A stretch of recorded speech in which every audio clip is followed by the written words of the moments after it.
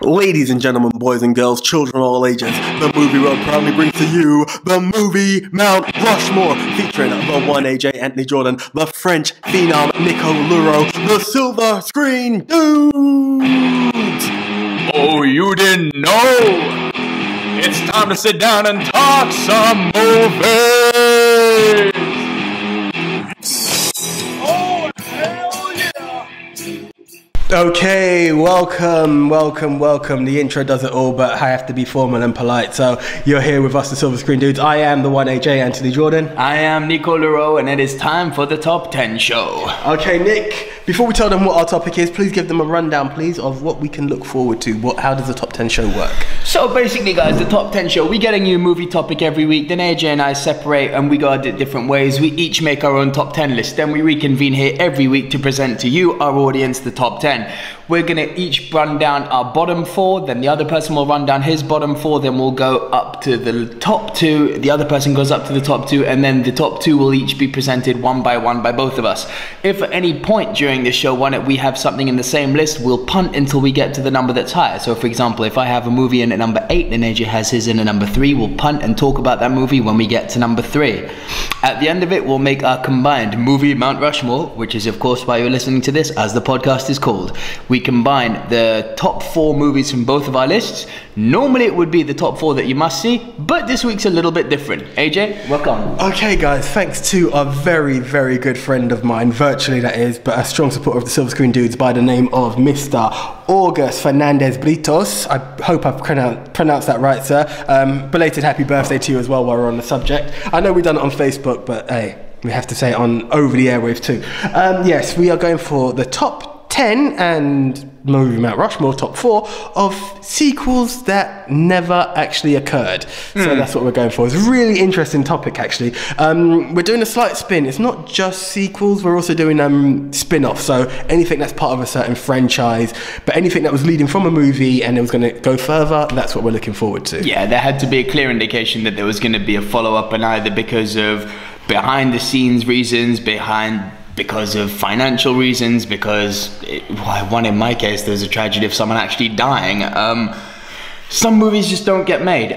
Before we actually carry on with that, let me just read out the lovely message we got from our amigo in Argentina, August Fernandez Britos. Guys, I'd really love to know your opinion about a topic that has been in my mind for years. The topic is films that never got their sequel. That being said, these are the films I have been waiting for since I saw their only release, but desire each of their sequel very strongly from the bottom of my heart. Quote, well, this got weird.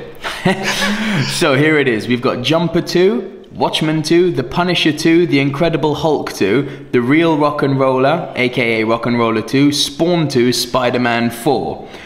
Not even mention the fact that Deadpool 2 is practically confirmed and planned, plus all of Marvel and DC's films. He's not... You want a lot, don't you, amigo? He's down with the comics. He's down with the comics, our boy. Those are not a problem, just a matter of time, but these above are way more implausible. Thoughts? Big hug from Buenos Aires. Well, a big digital hug back to you, amigo. Most definitely. Some of these, some of these have made my list. I don't know about yours. Do you know what? Watchmen and Punisher 2 would be part of my honourable. They didn't make the list. Spider-Man, I'm going to get into it a bit later on. But so Spidey made your list. Yeah, we'll see. You'll see what I'll I'm going to get throw this into. out. Having read, obviously, the Watchmen comic, it kind of ended perfectly. I would say that's that why it wasn't really need. That's why it's honourable to me. I would say it wasn't really a need for a sequel on it. Yeah. But the other reason we're doing this, I mean, our main reason is our fans, namely August Fernandez Britos. The other main reason I would say is because we are literally in sequel city at the moment. Sequel, spin-off, reboot. It's all about. It's nuts. All about. Put it this way, guys. I'm going to show my age here, but we come from a generation that really had a lot of creativity, and I think they're such loved classics that something has to be done with them. They're never finished. They're never finished with, you know? You always want to see remade or sequel. I mean, the one that got us was The Rock being in Jumanji. Yeah, if you haven't heard, The Rock's apparently going to be in Jumanji. Well, do you know what? Apparently he's shown a picture of the script on his Instagram, so he's confirmed. The apparent is Kevin Hart. I was going to say Kevin James, which may have been actually better. Yeah. But Kevin Hart. Don't let that happen. These guys are going to do is it Secret Service, CIA, yeah. So there's a pair, and then you can see the muscle and the comedy, which is going to work. But I don't know how that would have worked for Jumanji. I see a slight different spin-off in the fact that Robin Williams was nothing against him when I say this. It was a more Karen learning to survive, more of the mind of Jumanji. That he learned to survive in his mind. It's going to be Braun. Howdy there, elephant. I'm going to punch you in the face. People's elbow to a lion, yeah. Literally. But again, with the creativity of a reboot, he's going to look at a monkey and do the people's eyebrow. He doesn't give a monkey's ass. Monkey's ass. What another way of looking at this spin-off is, it doesn't necessarily have to go to the same place Robin Williams went. So he might have different challenges. It's Jumanji. It's Jumanji and it's a reboot. But remember, there are different parts to the game.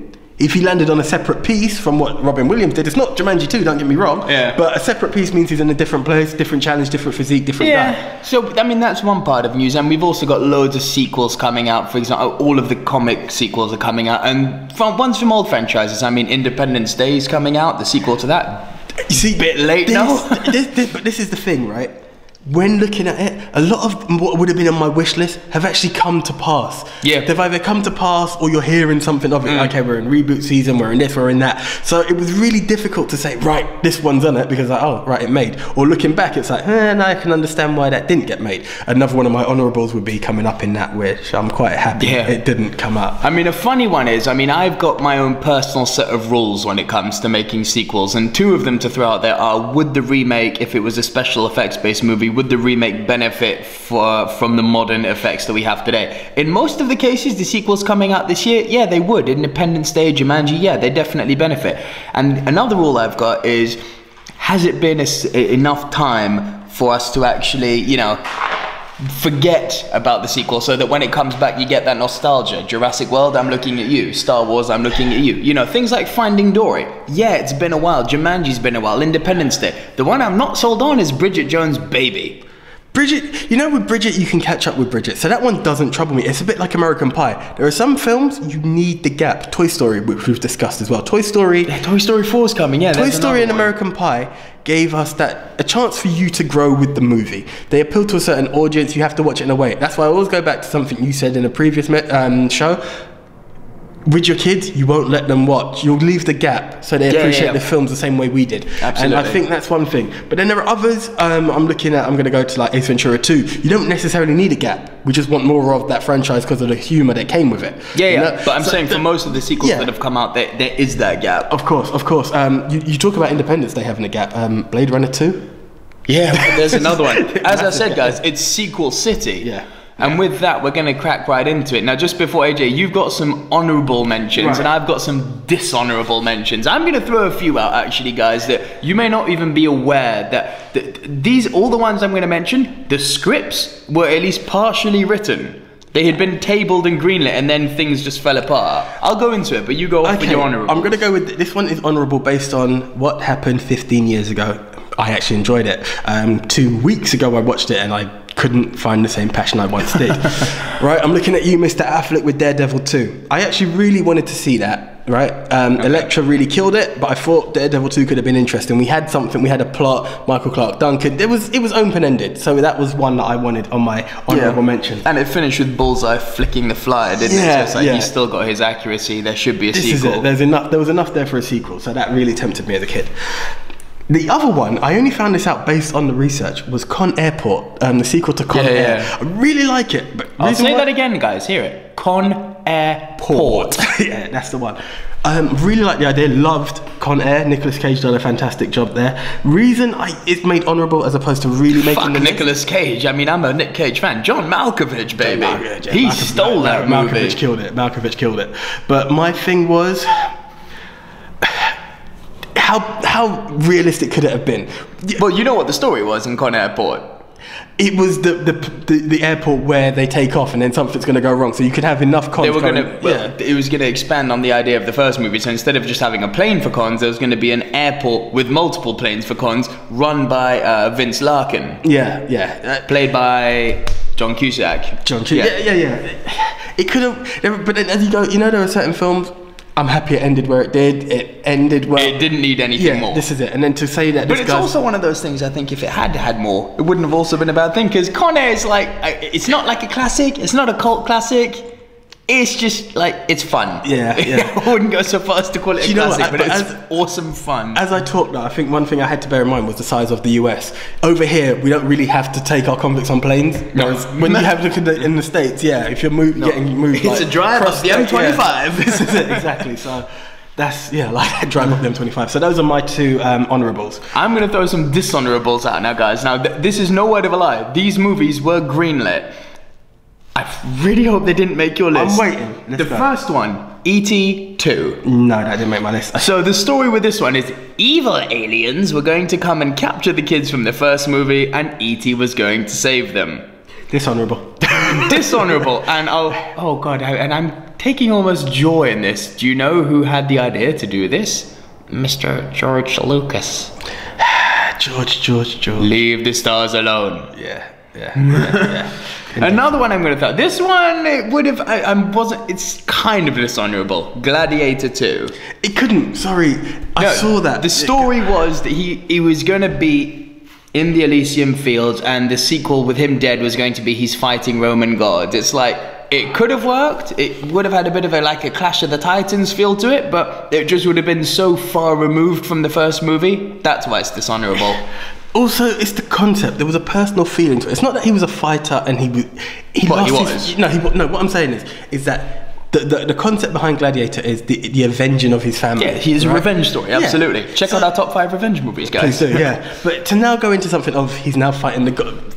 No, it wasn't the gods that took. As you said, it's really far stretched, and not just that. Gladiator had that sense of reality to it. To now be involving gods and make it clash of this, you was completely removed from the film. Too much. I agree. It's not from the and that's why from the removing, it's not an honourable mention anymore. This one, it was attempting to do the American Pie thing. Breakfast Club 2. Okay, so the idea with this one was that it was going. If you haven't seen The Breakfast Club, go and watch it. Yeah. Classic movie, real classic. John Hughes, all-star cast: Emilio Estevez, Judd Nelson, Anthony Michael Hall, Molly Ringwood, and Ali Sheedy, the original Brat Pack. Yeah, awesome movie. The sequel was going to be they would all meet up after 10 years. Now, the reason I think that's dishonorable is because the first movie is self-contained and it never attempts to be like, oh, this Saturday detention that they shared changed their lives. The idea of them meeting up after 10 years and having some sort of groundbreaking moment would really put too much importance on the first movie. It's like, you shared detention together, you were in a school clique, each and every one of you in a different clique, and you came together and avoided it all. It has no relevance to the outside world. I was going to say. It would be, for it to be like that, it would have to be something like a school reunion. And even that, then how does it end up being just them? There's too much involved to it. It's way too much. It's a self-contained movie. It didn't need to go beyond, hence dishonorable. The last one, actually, I almost put on my list, and then I thought, nah, fuck that. Starring Kevin Spacey and Chaz Palminteri, The Search for Kaiser Soze. I think I heard about it. Sounds like a good idea in concept, and then it makes me go, no. One of the greatest, I'd put him in my top 3 cinema villains of all time. Kaiser Soze is one of the scariest dudes out here. The idea of now actually chasing him, which means you've also got to show it from his point of view running, otherwise it's technically not a chase. Then we got something like Spotlight where you don't. Then we got Spotlight, or we've got fucking Speed, alright? Yeah. All of a sudden Kaiser Soze stops being powerful. And it was the ending, it was that twist. Yeah, there was a lot of things left unanswered in The Usual Suspects, but that's part of the joy of it. Alright, it's that final, and just like that, it's gone. And then fade to black, and it's like, you never go there again. Villain accomplished. Yeah, no, I'll agree with you. It scares me that Kevin Spacey and Chaz Palminteri wanted to do it. I'm just happy Brian Singer was like, nah. Sometimes I think success of something really catches people and they want that bit more. Yeah, but lightning in a bottle, leave it alone. That's it, as I say, very rarely hits twice. So yeah, just leave it where it was. So those were my dishonorable mentions, guys. And now, for the thousands listening around the world, I hope, coming to you, again, I hope, from the first time, on iTunes, yay! That was a bit of a Mario Ladies and type gentlemen, Woohoo! That's the one. let's get into the top 10 movie Mount Rushmore show. AJ, do the honors. Yes, Start okay, off. right. Your Here number we go. 10, please. Number 10. The reason this is number 10 is because it's been a very long time since I've seen the first. It's a comedy, a Mel Brooks comedy. And he promised it as a number 2. And I always remember as a kid thinking, how are we going to do this, right? It's The History of the World. I haven't even heard of it. You haven't heard of it? I stumbled across this on TV. I thought you were going to throw out like Robin Hood Men in Tights 2 or something. No. This was History of the World. It's way before Men in Tights. And what happens is this goes through it's the history of the world. So you take great landmarks of what's happened in history, right? And it just showed you what you thought would happen. I think there was a part where it was meant to be like the 15 commandments, but they dropped a tablet, so it was like, I have these 10 commandments. The parting of the Red Sea, where Moses has got the stick and raised it, and then it's all gone, it's parted, is actually, he was getting mugged at the time, so his hands were actually raised. It was all of these different bits, right? And you keep watching it. Sorry if it's a spoiler, I've kind of spoiled 2 jokes for you from it, but these are the bits, and it goes. Well, it never happened, so. Well, no, this is the first film, right? So to watch it, and then what obviously happens is it stopped. I can't remember where it stopped, but then it was like, you'll see next, part 2, Jews in space. There was all these bits that promise of what you're. I'm not being anti-Semitic by any means. It's No, in the movie is. right? But these are the stuff. But the reality of it is, to see this, you need enough of a gap to cover history. But obviously, generations have passed, the actor's gonna die, so it's one of those sequels that you can't really promise you're gonna get. And with that, it was one. As a kid, I was like, how are they gonna do this? But I really want to see it because of the jokes I caught in there. So yeah, that's why I was at number 10. It's one that would never happen, but from childhood fondness, I was definitely up for it. That one. Check it out. I please promise. Number 9. Okay, this one I actually thought was going to be on your dishonorables. I was like, please don't say it, because I don't want to get the stick for it. Go on. Bear with me. Remove Batman and Robin, remove that from history, right? Or make it slightly better than it was, or a lot better than it was, right? Thank you. You got that. And now we have the spin-off that Chris O'Donnell was going to have of Nightwing/Robin.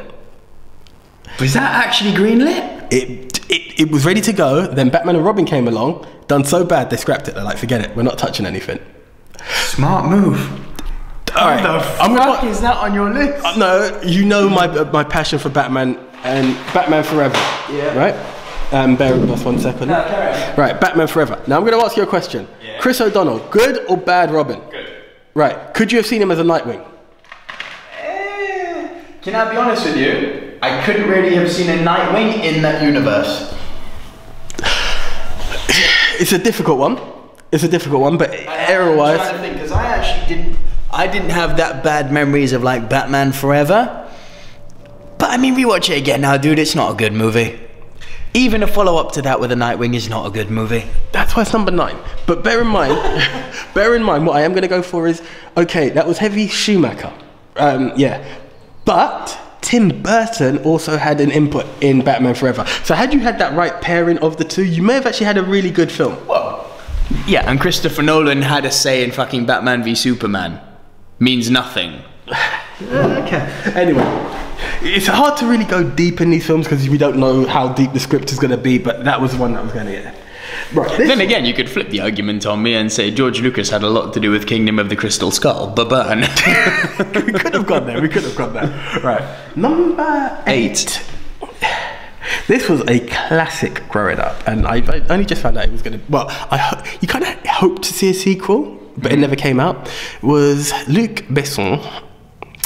Yes. Are we punting? Are we talking Leon here? Yeah, we're punting. Okay, we're punting. Cool. Yeah. That made my list. Okay, and now for number 7, for anyone who's heard our previous podcast where we talked about our top 10 villains, this one you shouldn't be surprised came into my list. It actually came up quite high with Abomination. Yeah. I'm talking Hulk. We need to see more Hulk. I understand that the complications is that Hulk is actually part of MCU. The Hulk ownership isn't with Marvel. So that's why we haven't seen more. But Ed Norton, I know he was a major Hulk fan, but he's a very difficult person to work with, not me. Fucking slap, man. This is what I'm hearing. I'm such a Norton fan, but like he had the fucking world at his feet. He's a Hulk fan. They gave him script writing privileges. They got him to star. He was tied into a multi-contract deal worth millions. He was going to be in the MCU again and again and again, and he fucking has an attitude problem. Yeah. I'm sorry, dude, you're talented, but you're no Daniel Day-Lewis or Russell Crowe. But it's not even that. No. You just told me everything he had. You had everything. Why are you still moaning? Yeah. Why are you still moaning? Literally. But, you see... Because you want Robert Downey Jr. money? Okay, but that wasn't why you were bitching. Right. Don't get me wrong, Mark Ruffalo has done fantastic, so I'm not complaining that we have a new Hulk. I loved Norton as the Hulk. Loved him as the Hulk. And more than anything else, we had justification, right, from the Ang Lee crap. Right, we now had a Hulk movie that was worth talking about. It could have gone somewhere. Hulk is a bit like Superman for me, right? In the fact that it never goes past a certain stage. We want to go further, but it never goes that part further. DC seem to be going that bit further now, but it always seems to catch a reboot before it gets to go further. And Hulk was like that. It comes, it stops. It comes, it stops.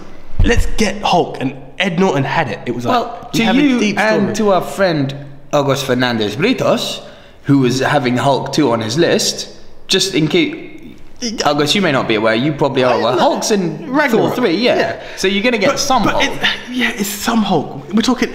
Again, it's in the name. It's like saying... It's like Civil War. It's not Avengers 3, it's Captain America 3. I'm going to throw this out there then. What do you do with another Hulk movie?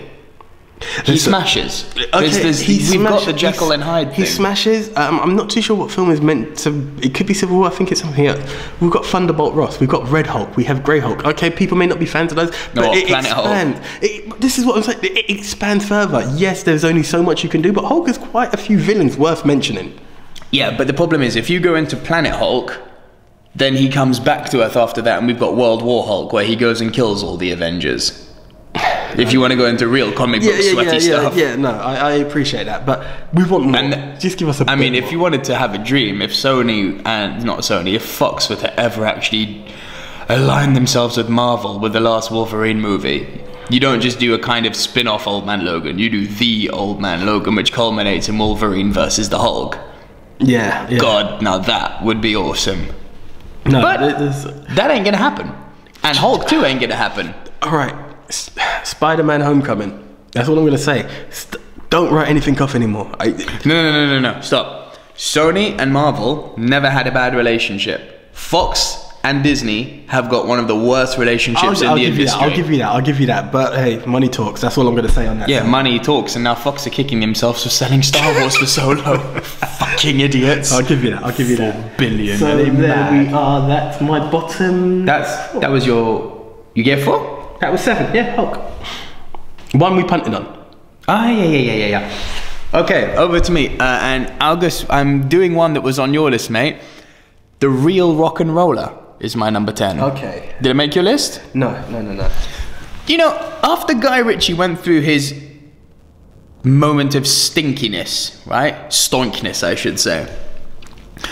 Okay, the Rock and Roller wasn't Snatch or Lock, Stock, but we were going back in the right direction. It was that kind of British gangster vibe to it again. And it worked. I loved it, Rock and Roll. It was such a pleasant surprise.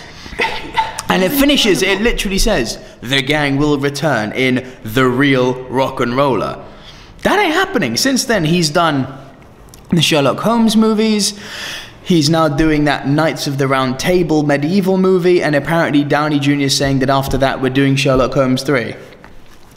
I would love for this to happen, but I don't think it's going to see the light of day. Toby Cabell, who played the lead in it, he's got too much going on now. You know, he was doing Planet of the Apes, and he's a star now. You know, he was unknown then, but he's everywhere now. It ain't going to happen, which is damn sad, because when Guy Ritchie gets it right, and God knows he looked like he was getting it right there again. I mean, the dialogue was back again, and that is the famous Archie slap. You know, it was all back to basics. It was great.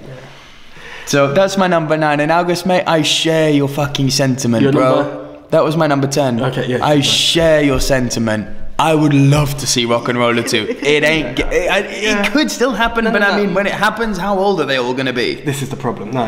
But I'm just saying, it's actually could have been on the list. Yeah, it's a good one actually. The more I think about it, yeah. It was a good. It's falling somewhere between like blockbuster and cult because it didn't smash it at the box office, but dig this.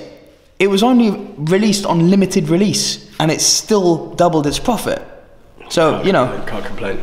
The money it made was there. People clearly want to see Guy Ritchie doing this stuff. I mean, I'd like to see him do a James Bond or maybe a comic book movie. But that's just me. I'd lean more comic book movie than Bond.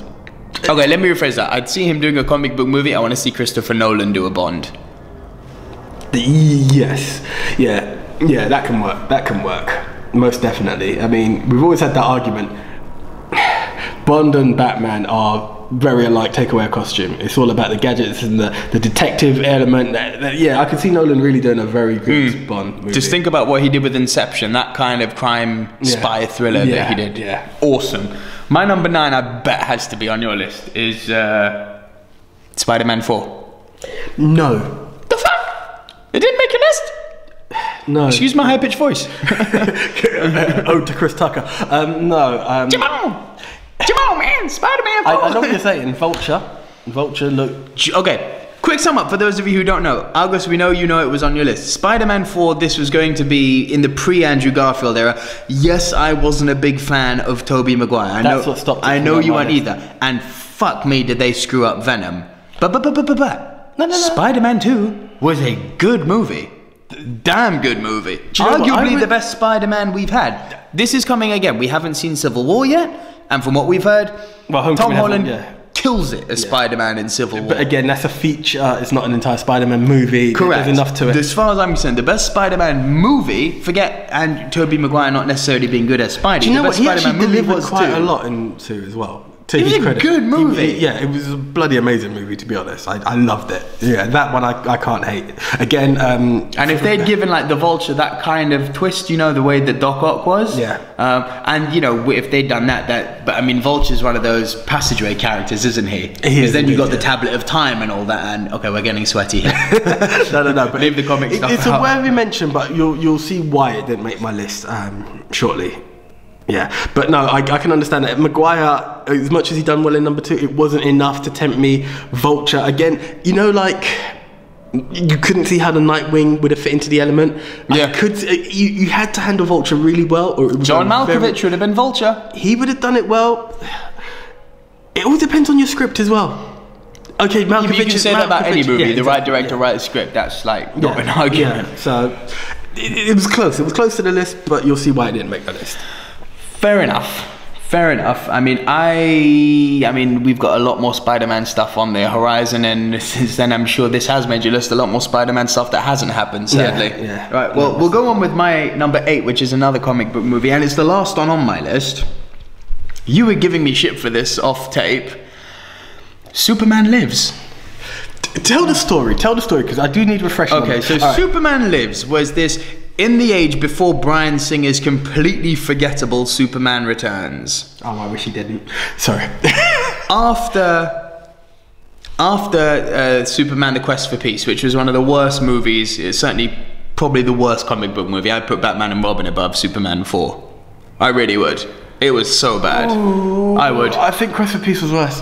Yeah, that's what I'm saying. That's what I'm saying. I think Quest for Peace was worse. I thought you said Batman and Robin was worse. No. I put Batman and Robin above. Quest for Peace was horrendous. I remember sitting there. After that, we were going to have a complete revamp. So the biggest fucking comic book fan, to my knowledge, in the public, in the celebrity world, Kevin Smith, he was gonna write this.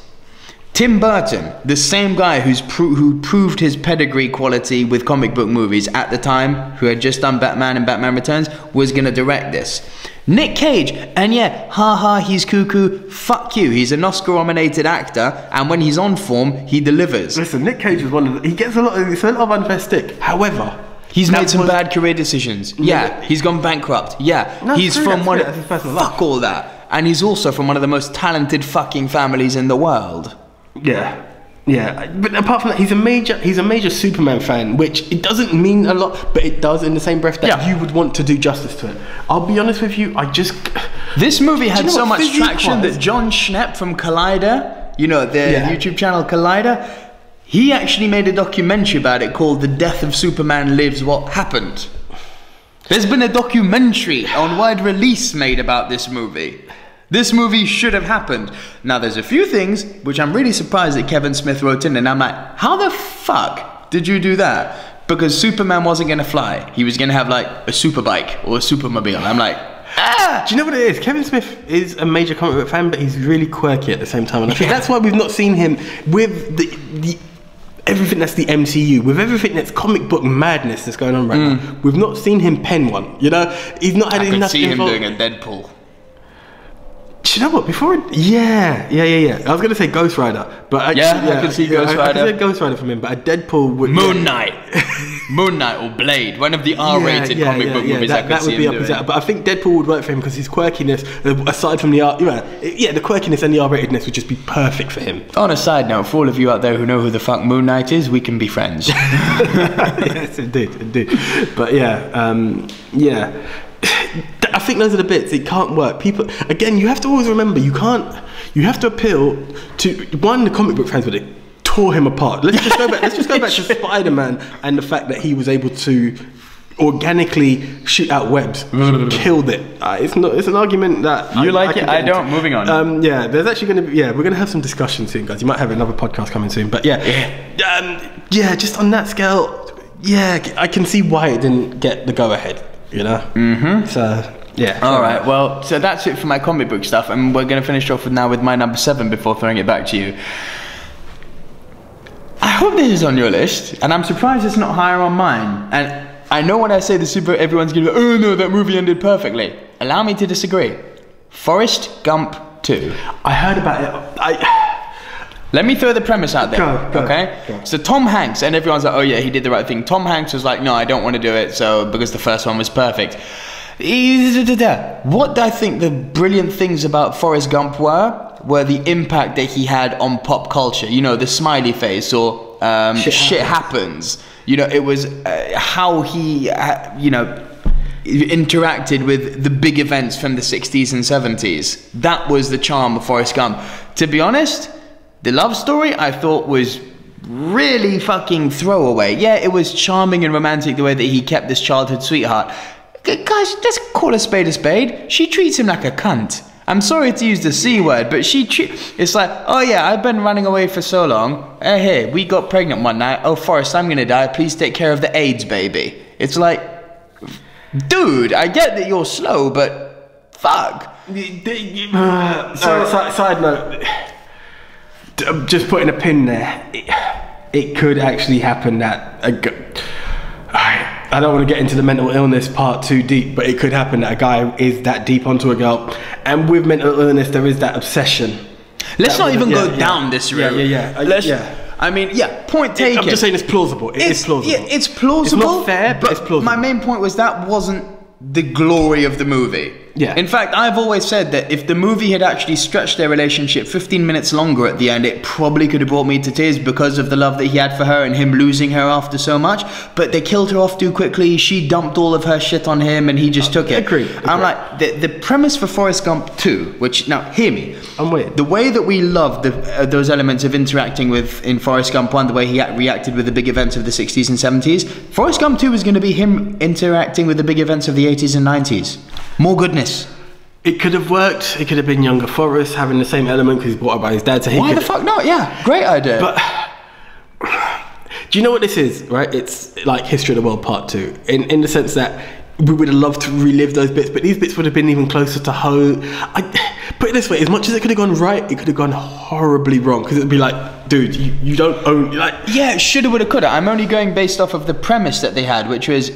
I mean, I actually prefer your idea. Young Forrest interacting with the events of the 80s and 90s. You know, solid. Yeah. Hollywood, are you listening? Fucking get that scripted. But it was going to be Forrest interacting with the 80s and 90s events. And fuck, good idea. Do you know what? To be honest with you, if it was being announced now, I think we could deal with it. But if it had been any closer to Forrest, Put it this way, I think you'll rule the sequels long enough to give it a nostalgia and come back and be like, oh my god, this guy's just like his dad. Yeah. So in that sense, possibly, but I think had it come too soon, I think Forrest, to a degree, even though it had pain, ended perfectly. So you need a bit of a gap. You needed that gap. Which see, I think my personal thing, and I'm not a hipster, guys. I'm not what I'm gonna hate on Forrest Gump. I fucking love Forrest Gump. But I'll be straight. I thought the ending was rushed. Not weak, but it was rushed. But do you know what I find with that? The greatest films that you laugh so much at, you get so engrossed in it, and then it ends.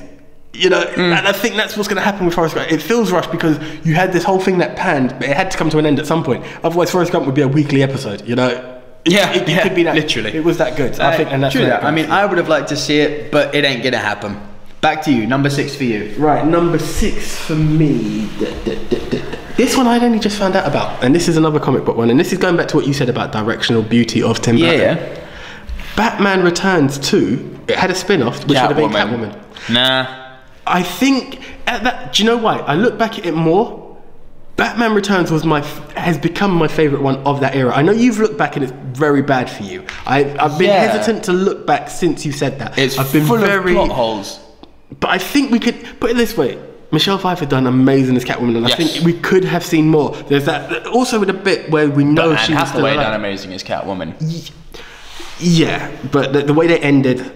That film, it was like, okay, they've just walked away from it all, which I still find very hard to believe. With Batman Returns, she's in the dump truck, and you know she's still around. You know, no, it was the cat. You see the cat, and you know she's around. You know that Selena Kyle's not dead. No, she looks up at the moon at the end. She's still there. That's the one. Sorry, yeah. So you know, it had that bit out there. It would have been a universe before universes started, I think, because you would have still had your Batman franchise, and I think. But where would you go with that? The storyline which I thought was a bit weak was superheroes have gone bad, and she was kind of like a role reversal. And with that I wouldn't. Is that what the script was? Apparently, because we have to. This is the rule. We have to go off of what the script was, huh? Okay. It depends what villains you're talking, which heroes you're talking about, or what she would have done. I don't know enough, but I know it was the heroes have gone bad. But I think the role she played, she owned the character really well. She had that.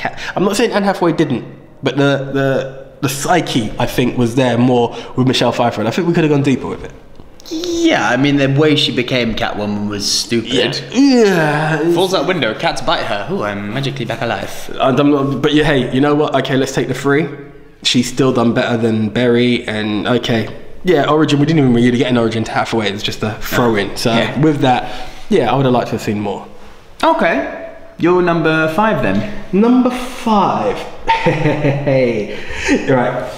I was a massive fan of these, which we call it one movie, but it's 2. Pun. Okay, Gilbert. Pun. Yeah. You don't say no more. Okay, it's my number 2. You'll understand when we get there. Right, sure. Okay. Fuck it, throw it out just so they know what you were talking about. Right, it's... You sure we can... Say the name and we'll punt. It's Kill Bill 3. Yeah, Kill Bill 3. Big time punt. Cool. Okay. Jesus, I thought it would be much higher on your list. You're a massive Bill fan. I'm a massive Bill fan. It's to do with endings and how we're going to work with it. But the concept, we'll go back. Okay, yeah. This one is childhood nostalgia.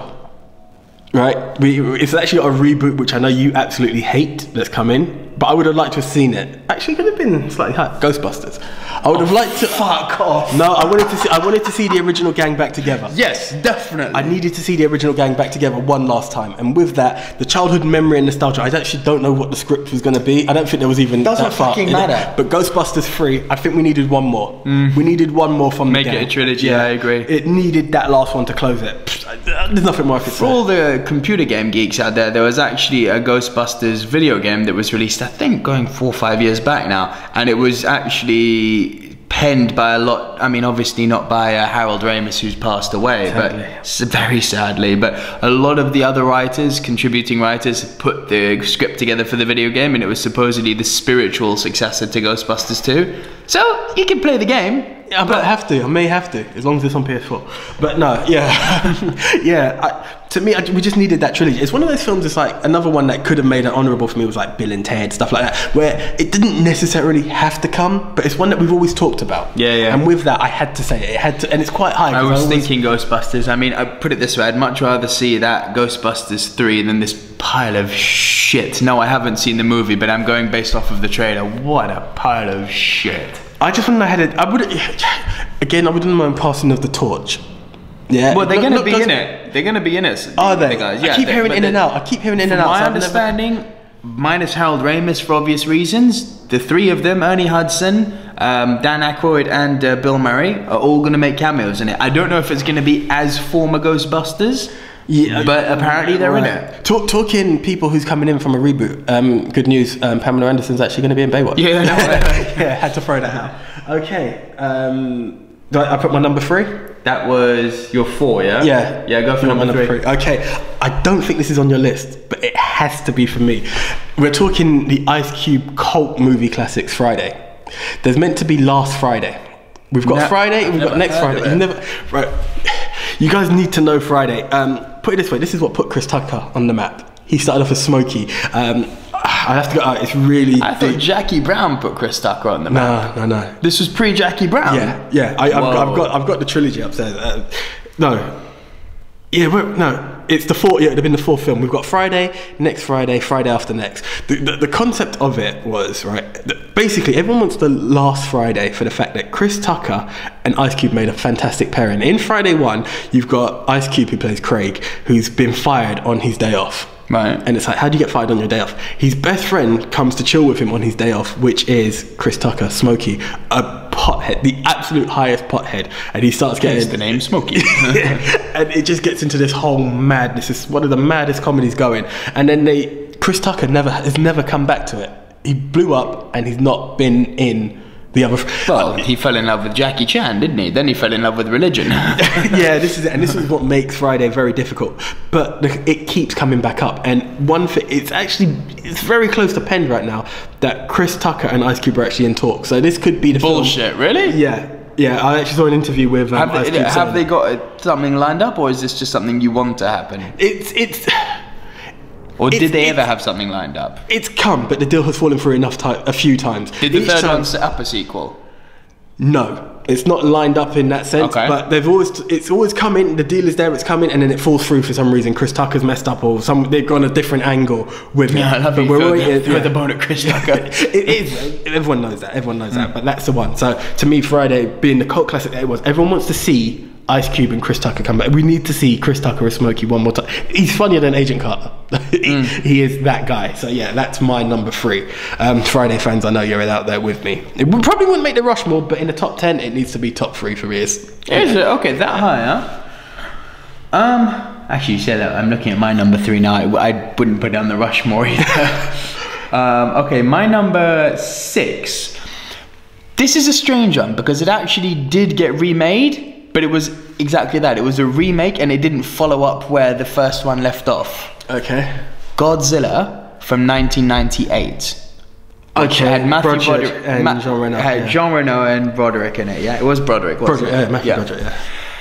If anyone remembers this, I know it got a lot of hate, but at the time I actually thought, yeah, it's basically a big T-Rex in the city. It's not Godzilla, but it was a fun monster. It was a fun monster movie. Would I ever trade the Godzilla we've got now for a sequel? Hell to the no. I loved the new Godzilla. For those of you who are hating out there, I don't know, suck a dick. Politely, bluntly, yeah. Literally, the new Godzilla is awesome. Awesome. You haven't seen it yet, have you? No, it's on my list. It's fucking brilliant. I've got a bucket list of films. It is worth it just for the last 15 minutes alone. Ha! Okay. Ha! I mean, that should be high on your list. But the original Godzilla, you know, they destroyed Madison Square Garden, most of New York, and then the eggs are there. Most of the eggs get destroyed, and then you've got that one egg left. Yeah. With the baby popping out at the end, and you've got Godzilla. And to all the Godzilla fans who watched the cartoon growing up in the 90s, you all know him as Godzuki. Yeah. God, yeah. Godzuki was born. Yeah. All right. At the time, I really would have liked to see a sequel to it. It ain't gonna happen. Result is we've got a better Godzilla now. And then but we've got hey, Godzilla versus King Kong. Yeah, there's enough to say Godzilla it's not versus gonna King Kong. We got the Monster Universe, and now they're gonna bring in Mothra and King Ghidorah in the next one. Yes, I'm a Godzilla fan. Big one. Big stuff. Big stuff. Yeah, literally big stuff. Yeah. So 5 was the one we punted from earlier. Which one? We punted on 2. Matilda. Matilda. Rob, you was your first mention, AJ, so you break it down. Okay, to be honest, Leon was such a classic. And to me, it was my first introduction to Miss Natalie Portman. And for the longest while, she was the girl from, well, it was Matilda. It's, oh my God, it's the girl from Leon. And with that, I could just pick, she took so much and learnt so much from Jean Reno. And Gary Oldman. Yeah, yeah, of course, yeah. Well, he was the one who sent her that way. Yeah. So, yeah. I could just see that, and I think we would have had a strong contender to La Femme Nikita, but okay, Natalie Portman blew up, got too famous. I heard enough. That was one of the reasons that Luc Besson dropped the idea. Yeah. Did you hear what was the spin? Yeah, Colombiana apparently, guys. Colombiana with Zoe Have you seen Saldana. that? Yeah. Yeah, okay. Now I look at it and I'm like, okay, that works. So I suppose we honourably got it, but to not honour Leon is very difficult to say you've given me justice. And again, in Europe, he's known as Leon. In case you're watching in the States, I mean, hey, fuck, we got August Fernandez Britos, our fan in Argentina. We might have fans in the States by now, I don't know. If you're from the States and hearing this, to you guys, you would know the movie as The Professional. Yes, I've heard that. Yeah, it's a professional. Yeah, Leon. For us in Europe, it's Leon, or Leon to us French boys. That's the one. Yeah, The Professional. Yeah. I heard so it the follow-up was going to be that it was going to be basically Matilda taking all of the skills she learned and going after all of the people who did wrong to her, the people following Gary Oldman, the gangsters, everyone must die. Didn't happen. Yeah, it's partially there in Colombia. That's fair enough. Kind of got it, but not enough. We needed to honour the man himself. Yeah. Okay. Speaking of honouring men himself, we come to my number 4. Shoot. This would have happened had it not been for the death of the Robin Williams. Mrs. Doubtfire 2. I saw about this, right? And I've heard 2 different things. Tell me what the concept of the story is like, because that's the one thing This is the thing I can't get. There was one concept which I fucking hate. The one I read about was that, okay, so apparently the youngest of the daughters who was going to go to high school, and he was going to like dress up and almost like perv on her or like, check in on her in some creepy way. I don't buy that, because the other report that I read was that they were actually about to greenlit this, and Robin Williams loved the script. And as far as I'm concerned, Granddad looking after. As far as I'm concerned, anything that man gives a green light to has my blessing. You really have to think he didn't make a lot of bad career decisions. No, I'll agree. He really didn't. So if he was behind this movie and it was about to be greenlit, and you know, fuck me, my childhood died the day he died, but he died, and that's what stopped it. Based on that alone, Doubtfire 2 makes my list. Just on the fact that he greenlit it. He greenlit it. Okay. To me, it's the concept of why do we have Mrs. Doubtfire. The end result of the film was he was allowed to see his kids. Yeah. Him perving on his kid, screw it. If that was what it was, horrible. it would. The only thing I can think of, his kids have grown. Yeah. They need, for some unbeknown reason, he's looking after his grandkids, and he's creating a character that they can relate to more, or something, or the fact that they've never known their grandmother. Let's say the mum died. Do you know I don't know what the idea was. Even your ideas. No disrespect, but even they don't appeal to me, because it goes back to your first point, which is the movie ended so well. That's why I can't imagine a sequel. The only thing I'm going on is that I love that movie. I trust Robin Williams, and he greenlit a sequel. It's shallow, but that's enough for me to go off.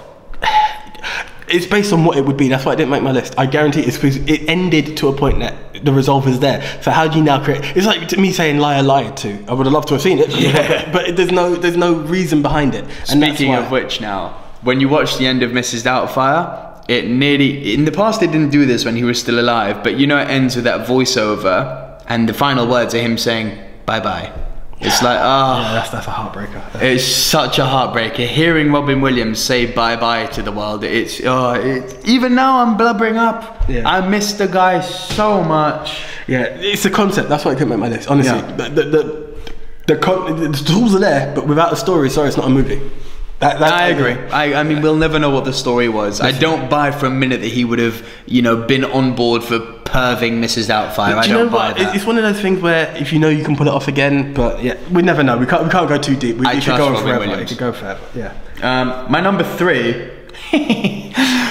This is a bad one. I'm actually almost ashamed of myself that this is so high on the list. Can I have a guess? Can I have a guess before you say it? No, because I'm afraid you might guess my number 1, which is also very bad. Oh shit! Okay, go. I'll be back. That's your clue.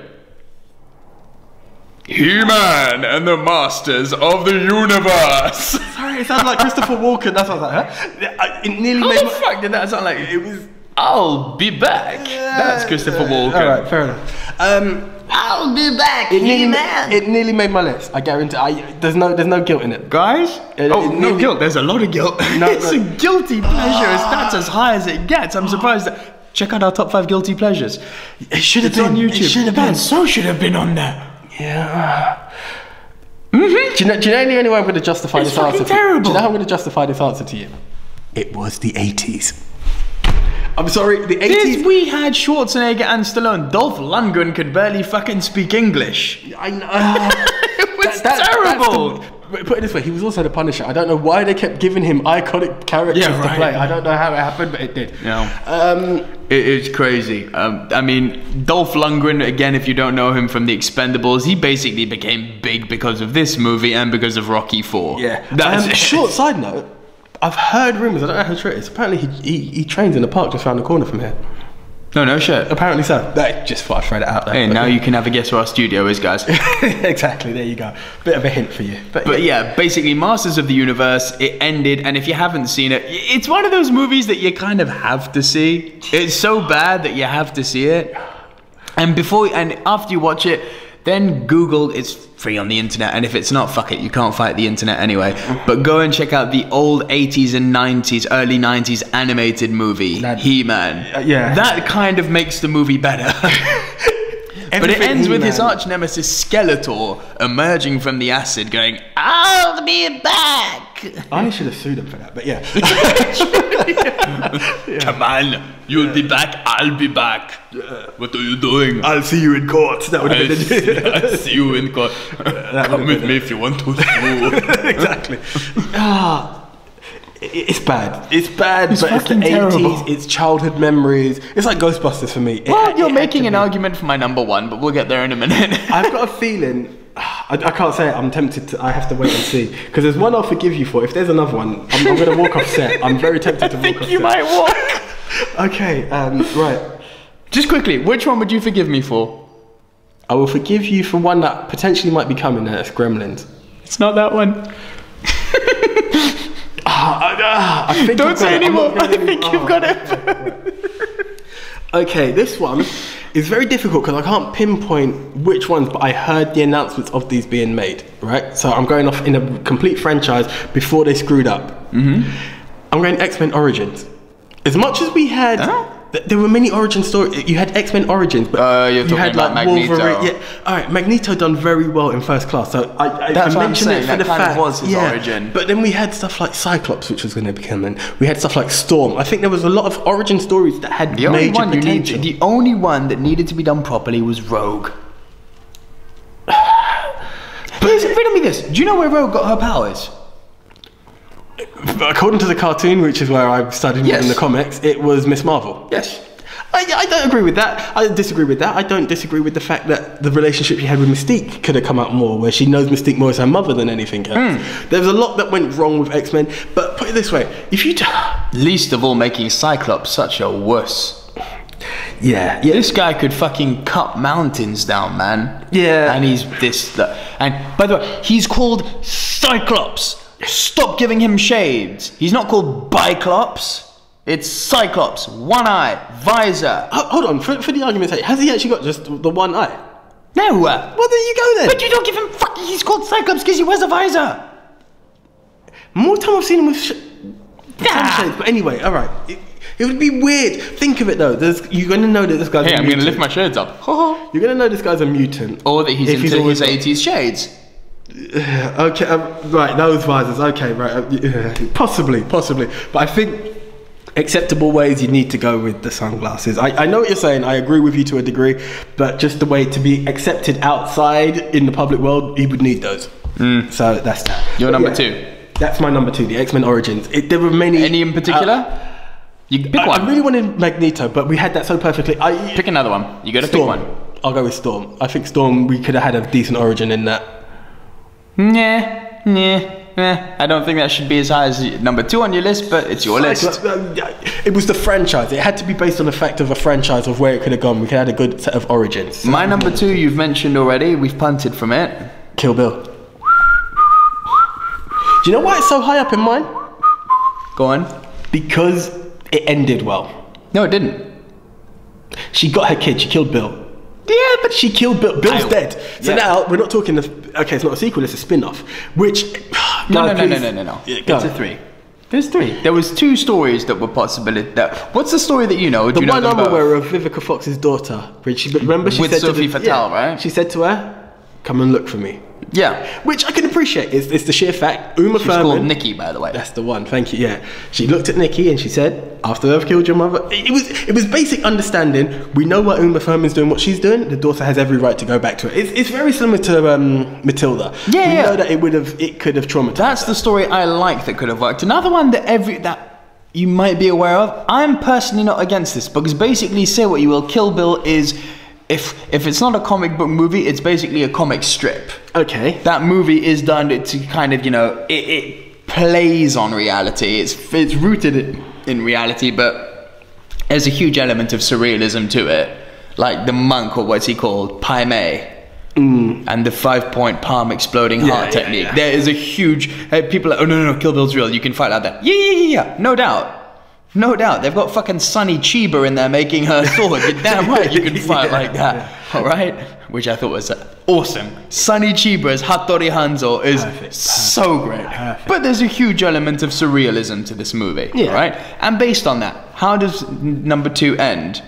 Strike the name off. Dead. Daryl Hannah's character. Question mark.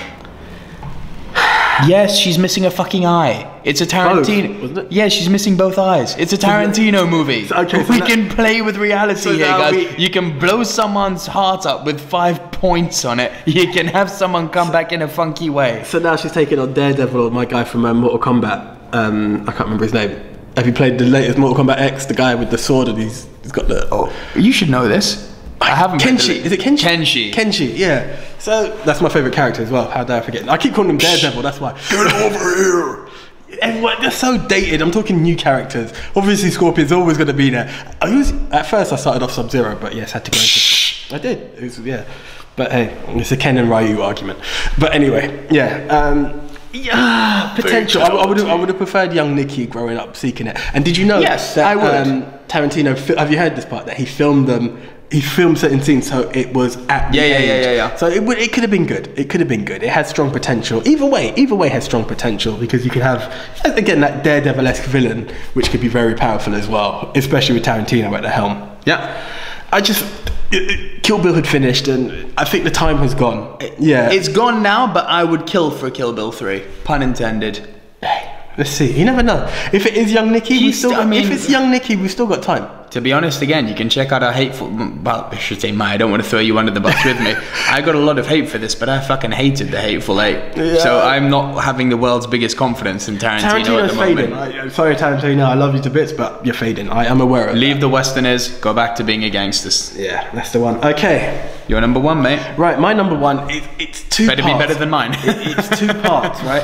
It's either, and this is why I said to you guys, it's close to Spider-Man, Amazing Spider-Man 3, / Sinister Six. You need that. It's a spin-off. I would have loved to see that. I would have loved to have seen Sinister Six. I also, put it this way, Andrew Garfield done really well. The films haven't been the best. Spider-Man. They haven't been the best, the films, but he was a very good Spider-Man. Awesome Spider-Man. I actually put the first Amazing Spider-Man as my second favourite Spider-Man after Spider-Man 2. I'll give you that. I have a few, yeah. But I still put the second one above Spider-Man 3.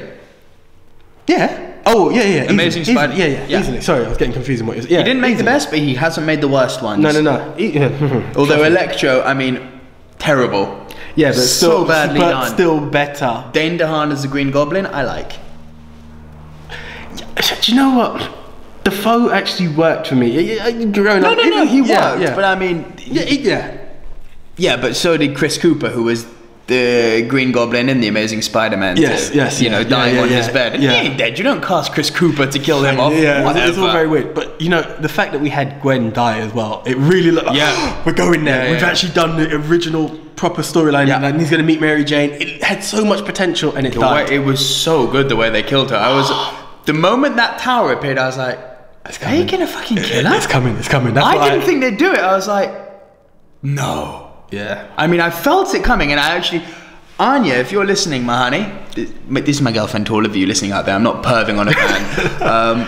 When I saw this with my girlfriend and I saw that tower, I whispered over to her because she didn't know this. I kind of spoiled it for her, but I wanted to warn her. I was like, honey, I think they're about to kill Gwen. I'll never forget the look she gave me, like, what? Yeah, but I think they're about to kill Gwen. They've done it so well. You know, irrelevant of what happened. Hand coming out of the web and then grabbing, and you think it's just going to catch, and then snap. It's like, oh, fuck. And so many people are like, she's not dead, and it's like, She's gone, we know she is, and it just built into, it was going somewhere, and we all know for the it was fact also that going to some stupid places. They were talking about Spider-Gwen coming back and stuff. I was like, no. I've heard of stick with the Sinister Six. Yeah. Sinister, but I think Sinister Six was like Suicide Squad. It was going to be that movie, and then there was going to be a Spider-Man. So it was a build. There was going to be a Sinister Six, a Venom, and another Spider-Man. Well, we have a Venom coming, so hey, let's. We hope it's in talks. So I was really looking forward to what was coming there. And you mentioned actually earlier when we were talking Spider-Man 4 about the Vulture. Man, the one villain which would have been in the Sinister Six, which I want to see more than any Spider-Man villain, which has never been done, Scorpion. Yeah. I would fucking love to see Scorpion on the screen. I'd take him over the Vulture. Take him over Rhino any day. Rhino's very difficult. Rhino's a difficult one to bring to real life, especially how life has expanded. It would never work, and what they done was ridiculous. I hated what I saw. There's some Spider-Man villains which are throwaway, like Tombstone's a throwaway villain, but the two above all that I want to see, I mean, Venom doesn't count. Venom obviously makes the list of number one every single time. Always will. Well, Carnage is the one I want to see, and I really want to see Scorpion. I wouldn't Carnage mind and Venom. Alright, this sounds weird because you got Electro, but I wouldn't mind seeing Shocker. Shocker's up there too. Shocker's up there for me, most definitely. We're getting geeky. Yeah. Okay, but that's mine. Please, if you've got what I think it is, you might be doing Rushmore on your own.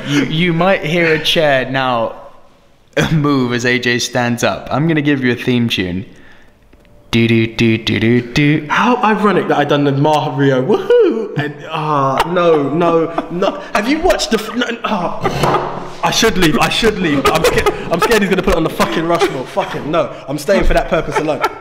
Have you watched that film again recently? No. You would never.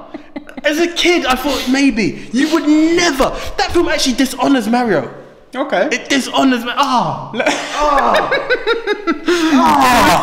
It's and they're number one. That's my number one. Not even a number. And you had to go at me for flipping Nightwing. How dare you? Let me break it down for you. But you have to.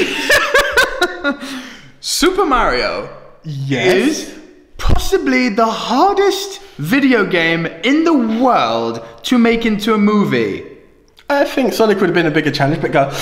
You could make Sonic, you know, in a non-animated version. But anyway, okay. go. I'm giving you. Sonic, this is your pedestal. As I'm still laughing. I'm being dead serious though. As movies go, starring human bipeds, in other words, us, Mario being a human. Yes. It is the hardest thing in the world to do. It's a freaking plumber that goes around jumping on Goombas and turtles, alright? And he rides a dinosaur called freaking Yoshi. And he fights Donkey Kong and Bowser. In this case, King Koopa, alright? Listen, all things considered, they were taking a video game and they actually did things in it that you say dishonored, but how the fuck else are you gonna have Toad in there? Toadstool. You get the mushroom. How the fuck else are you gonna have a bomb in there? You have this little bomb that goes kaboom. How else are you gonna have Yoshi in there? They actually didn't do that bad a job. Is the movie good? It is fucking terrible. So how the fuck would you want a sequel? Because it's one of my favorite childhood memories. I haven't rewatched it. It falls into my sequel rules of it's been 20 years. Yes, really. And would it benefit from a modern day overhaul of graphics and special effects? Too fucking right it would. Get Mario fighting Donkey Kong, motherfucker. All right, here we go. Do you know what I would have given you 100% for? If this was top 10 reboot, that would have been number one for me. You want to know how you do it? You take an Alice in Wonderland type concept, right? Right? Fucking Alice in Wonderland. You just go in. No, not that Johnny Depp crap. I'm talking the concept of Alice in Wonderland. He goes into a world. You actually make him enter the world that he has to go to by shrinking, right? So he takes up. It's a bit Honey, I Shrunk the Kids. It's a bit Honey, I Shrunk the Kids, but hey. It's a bit Matrix. Take this pill, you'll get to the girl. He shrinks. What the hell? He goes into a new world. Now he's mini Mario. Now we have the fact of Mario takes a mushroom to grow, right? We have different elements. Yeah, but how is that a fucking movie? In this, you actually had him entering an alternate dimension, which had kind of dino bipeds. It had a King Koopa. It had Toad. It had the Bob-omb. They brought in the elements as best they could. They were basically tasked with making a freaking Super Mario movie. Right. They didn't do that bad. Nintendo. And another reason, do you know why it's number one? This is sequels that never happened, AJ. No movie. This is a thank fuck it never happened. And yeah, okay, fuck you and fuck all of you two who disagree with me on this. No movie has ever ended with literally screaming sequel. Mario, Luigi, you're never gonna believe what's happened. I do. You believe? I believe. Da, da, da, da, da, da. Okay. All right. I'm going to take this challenge, right? I'm going to watch the movie again. And after that, I'm going to take the challenge of trying to write you a script that will outdo that. Right? It's a freaking big challenge. I'll publicize it once it's done. Guys, actually, if you're listening to us on iTunes, thank you. If you're listening to us on a YouTube channel, thank you also. And if you're on iTunes, go over to our YouTube channel because we've got different shows for every day of the week. And one that we're thinking about doing at the moment is watch-alongs, all right? So imagine like when you get your DVD, you get your director's commentary, right? But instead of doing a commentary on movies where we're both going to be sitting down and going, oh, isn't this amazing and this is great, we want to do watch-alongs, in other words, the Silver Screen Dude's commentary of bad movies. Movies that are so bad, but that you have to see. I mean, top of the list, if you haven't seen it, is Rome. Not Rome. The Room. Yeah, I've heard. There's parties for that, isn't it? Who's yeah. Chuck Norris does yearly Room party. The Room parties. I want to do Super Mario. I want to do Batman and Robin. I want to do fucking He-Man and the Masters of the Universe. There's so many bad movies out there, but just have to be watched at least once. It's a toy idea, guys. You might get it once a month. You never know. We could. If you guys like it, throw it out there. And if you want us to do a watch along to Super Mario, hey, let us know. Yeah. All right, put it out there, guys. If you really want it, actually, it's not torture because I have to do this twice because I am going to watch it again because I tried to watch it recently and I died, but I will do it for the sheer fact I've taken the challenge. You watch. Wait till you see my script. Let's watch it together. We'll do it. We can do it. And Nintendo, if you're listening, Anthony Jordan, Silver Screen Dude, look us up. If you want to hear the script, I'm contactable. Right? Hey, royalties. Right. But guys, time is kicking, and right, this is a very interesting one on what I want Mario on Mount Rushmore. Hell to the nizzo. Never, ever. They say never. Well, I'm saying never. Oh shit, no, never. Guys, he gets me to bend on a lot of shit, but I guarantee you, right, there will be the Silver Screen Dude, because there will be no dudes in this if that ever makes the list, I guarantee you. Right, that's how passionate, right. Okay, I can officially guarantee we can go with Mario. Kill Bill. Right, we wanted to Kill Bill, so let's break it down, guys. Again, if this is your first time watching, basically the way the Mount Rushmore works is that we've now, usually it works out that we pretty much just combine our top two and if they're not the same. So and it's films we've seen. So the Mount Rushmore is basically about giving you guys what we think the 4 movies are that belong on the Mount Rushmore. You know, just like you got your Mount Rushmore in the States of the presidents and of the founding fathers, we've got the Mount Rushmore of movies each week, and we're presenting it to you as the must-see 4 movies of that type, genre, topic of the week. Kind of difficult this week because these are basically 4 movies that are never going to happen. So we're just going to make it a personal thing and do the 4 movies that we wish would have happened. And I'll say again, Mario. No. Right, this could be part 2, and all you're gonna hear me saying is no. That's all that would ever happen. Those 3 letters, that is a positive agreement. What? Yes. It's not coming. It's not coming. I'm not even gonna be tempted to be swayed into that word because it's not gonna happen. Right. Luigi? Fuck off. Look, guys, I don't know if you've realised, right? As a rule, on our YouTube shows we don't swear. I tried to keep with that on in a podcast. podcasts. It's explicit. It's allowed, We're but I still rated try as to keep explicit it on iTunes. Yeah, I try to keep it as clean as possible. But fuck no! No! Fuck off! No! I mean it. It's not going on by any shape or form. Right. Kill Bill, I can go with. Kill Bill 3. And Mario. No, it's not taking first, second, third, or fourth spot. Right? Even if we had a 5th. You know what? Then it wouldn't be a Rushmore and. Alright, Kill Bill. I would even watch Batman and Robin too. Fuck you! Right, Kill Bill. Do you know what's really funny? you, Is that Batman. the other one that we've got in it is very similar, and that's Matilda. That's the only 2 films we punted on. And which they're on both of our lists. And they're both of a young girl training to be a killer. So They're a bit similar. What else have we got? We'll keep it there for now. That's a reserve. I want to see the Garfield Spider-Man more than I would want to see Tobey Maguire. I would love to see, put it this way, if we had Malkovich with Garfield, we're onto a winner. Yeah. And potential, we don't know who the villain would have been. You know that, the way Batman's your biggest fan. Your biggest fan. The way that Batman's your number one. Yeah, Bruce, I know you're listening. Bruce. Yeah. It's rhetorical, mate. Yeah. It's both ways. It goes both ways. Martha. Burn. You know what? This joke has been crossing my mind. Martha. All I've realised from that is that both Batman and Superman's dads are Martha fuckers. Had to do it, sorry. Oh, AJ. You're going to make one kid a very happy dad one day because that was a dad joke. No, wasn't it just? But yeah, alright. But yeah, Spidey, I know he's got a soft. Spidey's close to my heart. Spidey's my number one. He's You your know guy. that I lost my. You must have known. I may have been on the other side of the world at the time, but when that shit got announced, you just knew I was bouncing off the trees in Thailand, mate. Yeah. Fuck. Insidious, yeah. Fuck yes. Put Sinister 6 on there. The Spider-Man universe with Garfield. I don't know which one would have come Sinister first. 6. We're going Sinister 6. Alright, cool. But how do you follow from Gwen's death? How dare you remove that? That's quite big. That's why I say the Spidey universe that it could have been. It was leading up to the Sinister 6. Alright, cool. Right. So Seeing Spidey fight 6 of the baddest guys, I mean, ugh. yeah, okay. So my childhood come alive. That's that. Mario. No. There's nothing you can do to convince me. I'll give of you that film. 3, because you've picked 2 basically so far. Because I'll give they're you both 3 and you give me worthy. Mario. No, I can't. I cannot. I want these guys to tune in next week, and for that alone, we can't put Mario in there. Guys, please comment below. Watch Mario. I will apologise to anyone who hasn't seen it, and I've made you How watch dare it. you? Super Mario. There was nothing super about that apart from supremely bad. Right. No, I'm sorry. I would love to, but it doesn't honour it. Actually, the one I thought you was going to bring was Gremlins 3. That was the one I thought. What, Gremlins 3D? Well, Nah. not 3D, but I thought just the third Gremlins movie. I thought No. Your thing. I could piss you off and go with like Nightwing. Oh, fuck. Right, that's how we know Mario won't make the list. Right. Ghostbusters. You agreed that it needed a trilogy. Can't realistically happen. It can't. No, Because Harold Ramis that is never dead. happened. That's what we're talking about. Yeah, It's yeah. films that never happened.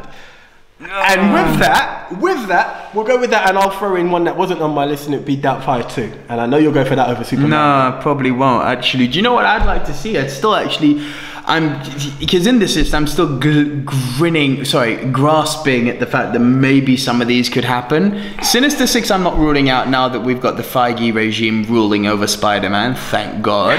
Ghostbusters 2 I'll give you because it was deserving of being a trilogy. And fuck the new movie. No. We're talking the original thing, the reboot. The review will come when it It comes. sounds stupid, guys, because I know we're also movie critics. We make our reviews, we make our movie shows, and we can't pass judgment on a movie without having seen it. I'm, again, just going off the trailer. Fuck the trailer and fuck that new movie.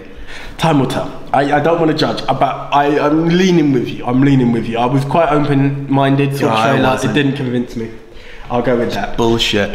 So what have we got? We've got, I mean, the one I'd actually like to throw in there is the last one. I kind of like to put the Real Rock and Roller in there. I can work with that. It was my number 10, but it was a return to form for Guy Ritchie. Is it possibly going to happen? Unlikely.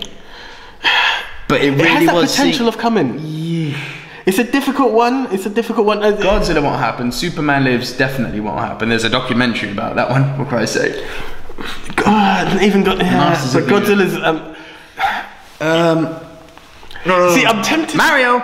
No, I'm tempted to go History of the World, but then with you not seeing it, Mario. No, I can't. Watch it again, and you'll realise why we can't do that. Honestly. But Bob Hoskins and John Leguizamo and I've got nothing but love for Bob. Dennis Hopper. And I do miss Bob, but no. And Dennis Hopper, he died too. Yeah, and Dennis Hopper, yeah, for sure. I can't do it though. It was an injustice to the films that they did do that are worthy of mentioning. Oh, come on. Okay, so we got Kill Bill 3. We got in Sinister 6. Yeah. We got what was the other one you had on? Ghostbusters. And Matilda. Okay, Matilda. That was the Matilda. Cool. Sorry to any Super Mario fans out there, but I could not say those words to that. All right, guys. I had to knock him out of the park this week. So. Right, we can't even do like theme songs or catch lines because there's nothing to give it. No, that would not be it. It's worthy of a reboot. I'll give you that. Yeah. But part 2, no. With Donkey Kong. I would love to see it, but not. I just want to see Mario as Donkey Kong. So are you related to King Kong? Yeah, it's worthy. It's the question on everyone's lips year in, year out. So let's go for it. But yeah, reboot, yes. Because you both got a thing about stealing beautiful women. Yeah.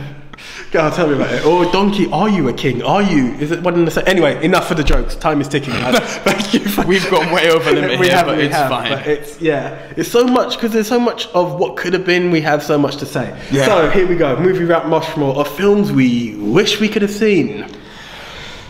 In no particular order, I think. Mario. Okay, I'll stop. Enough is enough. Oh, mate. The Nico Rushmore. Mario.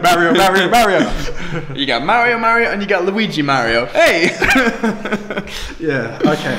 Alright. Sinister 6. Our second entry into sequels that never happened and that we wish had happened is... I can't whistle, I don't even know why I tried. Kill Bill 3. My lips are dry, fuck it. Our third entry is... Who you gonna call? Ghostbusters! Numéro 3. Numéro 3. And since we are going French, AJ... Matilda. The second part of Léon. Or as you know it in the America, it is called The Professional. Part 2. Part 2. Yeah, and it's not Colombiana, guys. Colombiana is a film of its own. So that's us for the Silver Screen Dudes. August, thank you very much, my friend. I know you had a very comic book worthy set of sequels, and I hope I've done you justice by listing a few. We didn't really match on a lot, and you wanted Spider-Man 4, I wanted Spider-Man 3, but it's still Spider-Man. But yeah, no, thank you for that. I liked it. It's very interesting, and yeah. Yeah, it was a good one, guys. In a world of sequels, I still like Mario. In a world of sequels, those are some that we wish had happened and some that we're really happy never saw the light of day. The ones you mentioned. ET2, I am looking at you. Dishonorables. Oh man. Guys, again, if you're if you're listening to us for the first time on iTunes, thanks for tuning in. You can catch us every week. Make sure, please, that you leave a star rating, a review, and that you subscribe to us so you can get us each episode direct to your devices every week. We're available on iPod, iPad, on the iTunes store, right here for your home entertainment. And please, if you're listening to us on our YouTube channel, make sure you check out all of our other shows. And hey, back at you, if you're on iTunes, please make sure that you go to our YouTube channel, Silver Screen Dudes, and check out all of our great content uploaded throughout the week, Monday through Saturday, bringing you silver screen entertainment. That's the one. Couldn't have said it better. Guys, in another dad joke, please don't make next week the sequel that never happens. We need your support to make this keep going. So from myself, Anthony Jordan, and from me, Nico Leroux, we're the Silver Screen Dudes, and we're out. See ya.